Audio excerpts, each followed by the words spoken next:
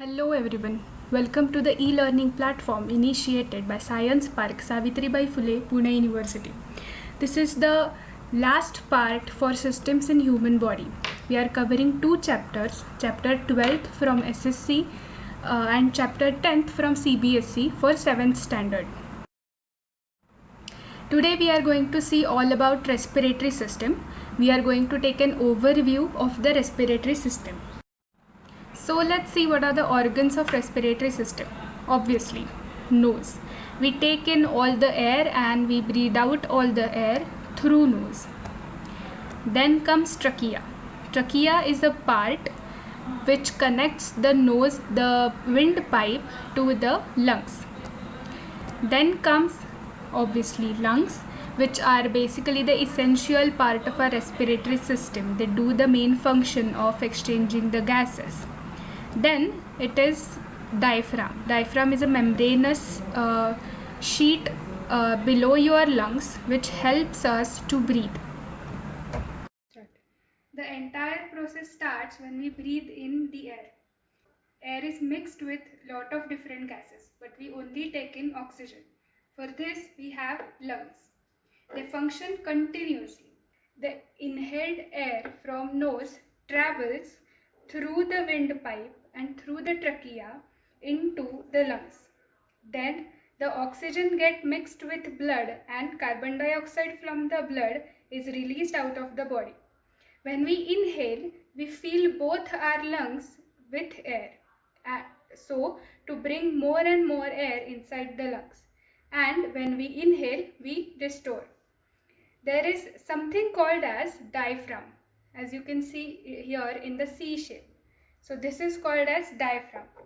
This diaphragm helps us in inhalation and exhalation, which maintains the air pressure in the lungs, and we can breathe in and breathe out very easily. But exactly what happens inside the lungs and how exactly the gases gets exchanged? For that, this trachea is divided into two bronchi, and these bronchi further divide into very small sacs called alveoli. So these are alveoli. This is the structure of alveoli, the end of bronchi. So the bronchi, which divide into two parts, they further divide into more and more small parts where they become alveoli, and this is where the gas exchange occurs. Let's see a bigger model of alveoli.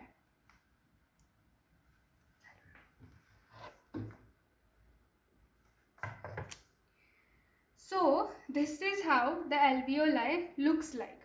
Now they are nothing but balloon-like structures which are filled with air. The membrane of these alveoli are very thin. So if you open the alveoli, it will look like a hollow balloon, just like here. Okay, so now these balloons, they are wrapped around with the blood vessels, different blood vessels. And these blood vessels here are very small, which are called as capillaries.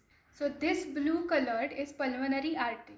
It divides and forms capillaries, and it wraps around this bubble, and the carbon dioxide inside this deoxygenated blood is released into the alveoli, and the oxygen from the air we breathe in is released into the blood back. So now it is oxygenated blood, pure blood. So now it is again collected through all the capillaries, and it collectively forms a pulmonary vein. And this pulmonary vein goes back to the heart, and the heart pumps the blood to all the organs. So remember, the blood purification process always takes place inside the lungs, and heart only pumps the blood towards and to the lungs. Okay.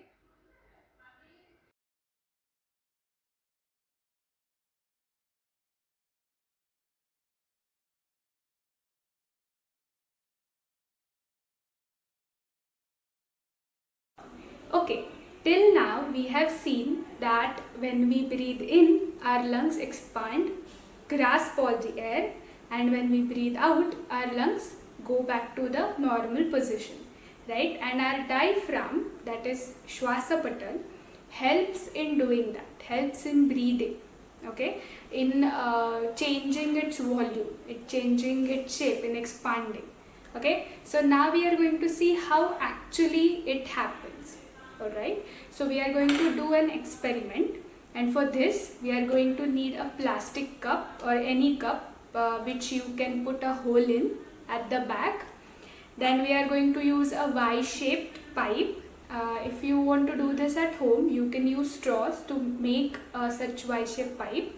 Then we are going to use two balloons, a rubber band, a big balloon, the base cut out of a big balloon, then a clay.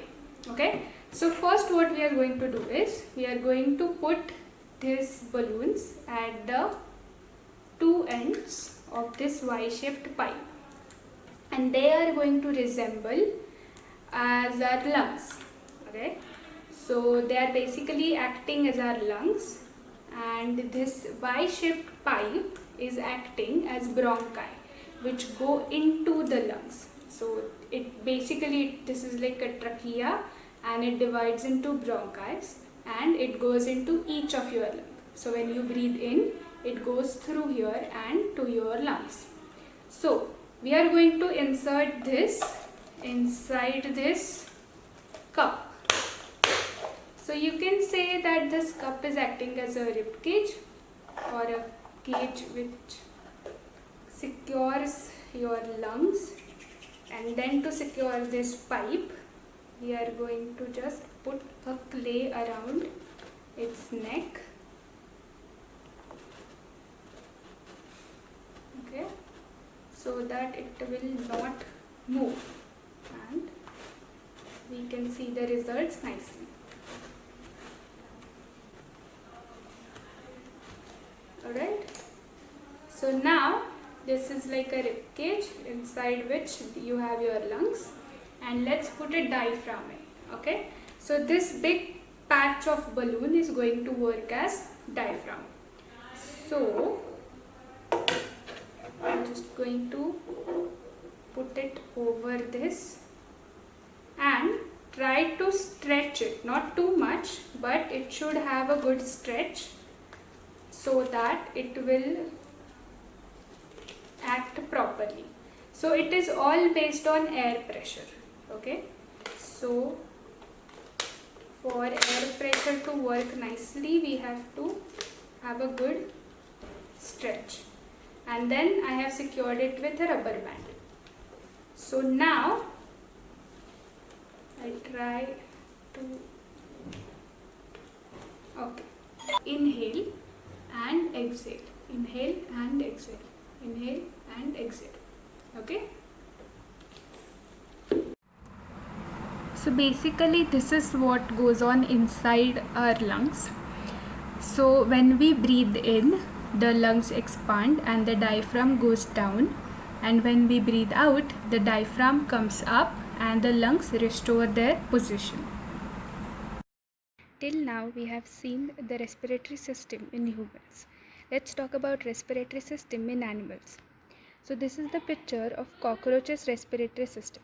So as you can see, there are small pores called spiracles, and these spiracles connect to the trachea, which are tube-like structures, and these tracheas are connected to the air sacs, and all of them help the cockroach to breathe in and breathe out the air. And the same system is present in caterpillars as well. You can see the spiracles, that is small holes inside the caterpillar.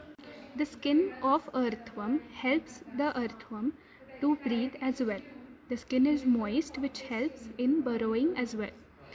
In the fish, what happens is the fish have a special organ called gills, which is covered. This U-shaped structure is the gills. These gills help the fish to breathe in oxygen and breathe out carbon dioxide. So it is situated near the mouth. The water comes in through the mouth, the fish pump it on the gills, and the gaseous exchange takes place. And the rest of the water is thrown out of the gill through the gill slit. You can see the gill slit over here. We know that plants' roots go deep down in soil. There are root hairs on root which help them to grasp the air in between the soil particles. There is some modification as breathing roots. So these all roots are called as breathing roots. They come out of the soil and they form these small structures and they have holes on them through which they breathe in air. We found them mainly in the area of marshy land. तुम्हाला जर खारफुटीचं जंगल तुम्ही कधी बघितलं असेल तर तुम्हाला अशी श्वसनमुळं त्यांची बघायला मिळते. Till now we have seen the respiration in humans, animals and plants. We know that one common thing was we all use oxygen as the primary source. We breathe in oxygen and breathe out carbon dioxide. Why? Because the metabolic process in which the energy is produced in the presence of oxygen is called as aerobic respiration, meaning that we use oxygen as the primary fuel to energize our body. The reaction, the glucose and oxygen mix and makes carbon dioxide and water. This reaction takes place inside our body. That's why we are the example of aerobic respiration. Whenever the oxygen is present inside the body to make the fuel, then it is called as aerobic respiration. What is the opposite of it? Obviously, anaerobic respiration. So in anaerobic respiration, glucose breaks down without oxygen. So the animals do not use oxygen to make energy or fuel their body. So some bacteria as yeast are the examples of anaerobic respiration. So here is a small activity for all of you.